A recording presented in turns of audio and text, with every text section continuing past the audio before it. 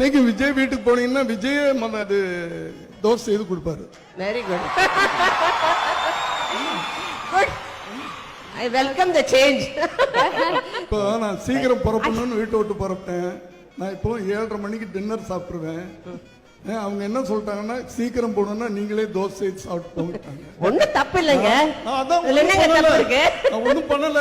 நான் தோசை செய்து நான் சாப்பிட்டுட்டு அவங்களுக்கு தோசை செய்து கொடுத்துட்டு இருந்தேன். Very good. Appreciate you. போக முடியாது. ஆமாங்க. இல்லங்க உங்க வைஃப் தான் நல்ல சுதந்திரம் கொடுத்திருக்கீங்க. அவங்க நல்ல எழுதுறாங்க. சுதந்திரம் வேணும்னு கேட்டுட்டே இருக்காதீங்க. வந்து ரொம்ப வருஷமாச்சு. இல்லங்க பேச்சு மேடையில தான் சொல்றீங்க. இப்போ நாங்க சுதந்திரத்தை கேட்டு அலைஞ்சுக்கிட்டு இருக்கிறோம். பயந்து இல்லங்க இப்ப குடுக்கல. அவங்க வைஃப் வந்து செஞ்சு கொடுப்பாங்க. அவங்க வந்துட்டு சூப்பரா குக் பண்ணிருப்பாங்க. அதுலயும் எனக்கு இப்ப வரைக்கும் ஞாபகம் இருக்கிறது வந்து பைனாப்பிள் ரசம். அல்டிமேட். எஸ், அல்டிமேட்டா இருக்கும். சூப்பரான வந்து ஹைதராபாடி குவிசைன். நாங்க இருந்ததுமே ஹைதராபாத் தான். சோ அதனால அவங்க வீட்ல இருந்து அப்படியே வரும். எல்லாருமே வந்து சாப்பிடுவோம். இவ்வளவு பெரிய கேரியர்ல வரும். அதனால என் அம்மா அப்பால இருந்து நான், விஜய் சார்ல இருந்து த்ரிஷா அண்ட் எவ்ரிபடி எல்லாருமே வந்து அது சாப்பிடுவோம். ஐ திங்க் வந்து அந்த ஃபுட் எனக்கு தெரிஞ்ச அவர் நல்லா சாப்பிடுறது பார்த்திருக்கேன். மத்த ஃபுட் வந்து I'm not sure if he is really interested in having that much food. I don't think he's a foodie. எனக்கு தெரியல.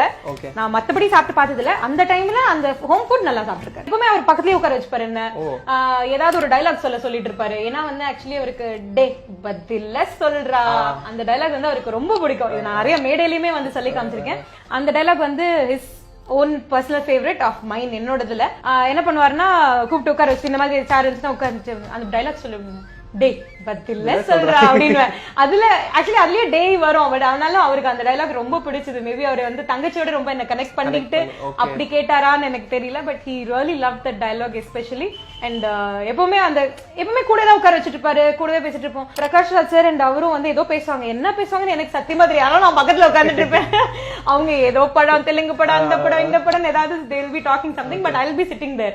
ஆஷிஷ் வித்யார்த்தி சார் இருப்பாரு. எல்லாரும் ஏதாவது பேசிட்டு இருப்பாங்க. but I'll be sitting there. I don't know what to do but I'll be sitting there and watching their faces. So அந்த அளவுக்கு கம்ஃபர்டபிள்னஸ் அந்த இடத்துல எனக்கு வந்ததுக்கு காரணம் தளபதி சார். நாங்க ரெண்டு பேரும் எவ்வளவு வந்து கம்ஃபர்டபிளா இருந்தோமோ அந்த அளவுக்கு எங்களுக்குள்ள அந்த கெமிஸ்ட்ரி ஒர்க் அவுட் ஆறதுக்கு script was too heavy, very heavy.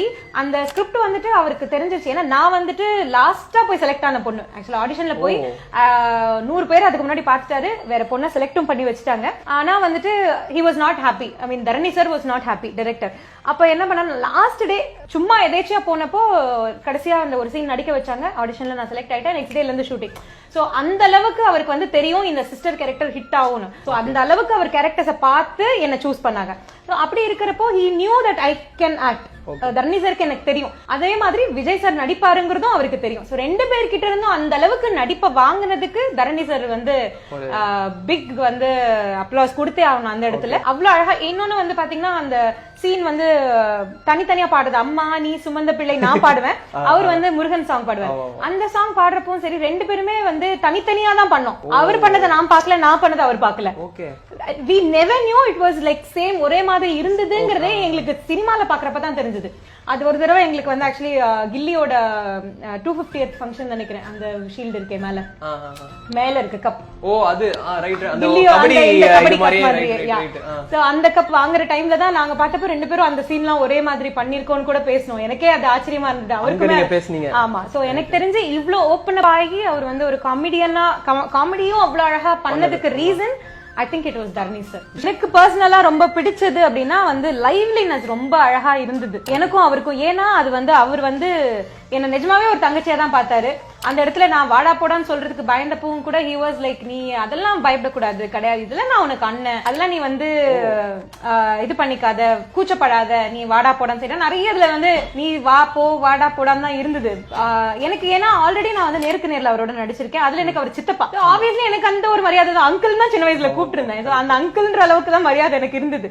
அப்படி இருக்கப்போ வந்துட்டு இதுல வந்து எனக்கு வாடா போடா அண்ணா அப்படிங்கிறப்போ எனக்கு கொஞ்சம் கஷ்டமா இருந்தது. பட் அந்த ஒரு கம்ஃபர்ட் ஜோனுக்கு எனக்கு கொண்டு வந்தது அவர் தான். அதே மாதிரி ஃபர்ஸ்ட் ஸ்டார்டிங்ல வந்து இது ஆக்சுவலி 3 லொகேஷன்ல எடுத்தாங்க. சோ ஒரு லொகேஷன்ல எடுத்தப்போ வீட்டுக்குள்ள இருக்க சீன் மட்டும் ஃபர்ஸ்ட் இருக்கும். அல்வா நீட்ற சீன் ஒண்ணு இருக்கும். அவர் வந்து கையில அல்வா வச்சிட்டு இருப்பாரு. அதாவது ஊர்ல இருந்து வந்துட்டு என்ன வந்து மயக்கம் போட்டு கொடுத்துட்டாங்க அப்படின்னு அந்த சொல்ற சீன். அதுல வந்து கையில எனக்கு தூக்கி வந்து இந்த கையில வந்து இந்த போலீஸ் லத்தி வச்சிருப்பாரு, அது தூக்கி போடுவாரு, கையில பிஸ்கெட் வச்சிருப்பாரு, அதை தூக்கி போடுவாரு. சோ அதெல்லாம் ஆக்சுவலி நான் வந்து எப்படி பிடிப்பேன் அப்படின்லாம் சொன்னேன். இல்ல புடி, அப்பதான் லைவ்லியா இருக்கும், அப்பதான் வந்து இதுவா இருக்கும் அப்படின்னு. சோ அந்த சீன்ஸ் எல்லாமே இம்ப்ரூவ் பண்ணது யாரு அப்படின்னு பாத்தீங்கன்னா தளபதி தான். சோ அவ்வளவு அழகா வந்து இம்ப்ரூவ் பண்ணி அதுக்கப்புறம் என்ன ஆயிடுச்சு, அந்த ஒரு மாதிரி ஒரு சீன் நடிச்சதுக்கு அப்புறம் அந்த பூரி சீன்லாம் ரொம்ப ஈஸி ஆயிடுச்சு எனக்கு. அப்படின்னா வந்துட்டு ஏன் இப்படி என்ன என் பூரியை நீ சாப்பிட, நிஜமாவே நான் ஒரு அண்ணன் ஞாபகம் இருக்கு பாரு, 12 பூரிய ஆமா அந்த சீன் எல்லாமே எனக்கு அவ்வளவு அழகா லைவ்லியா வந்ததுக்கு ரீசன் அதுக்கு முன்னாடி அவர் எனக்கு கொடுத்த அந்த கம்ஃபர்டபிள்னஸ்.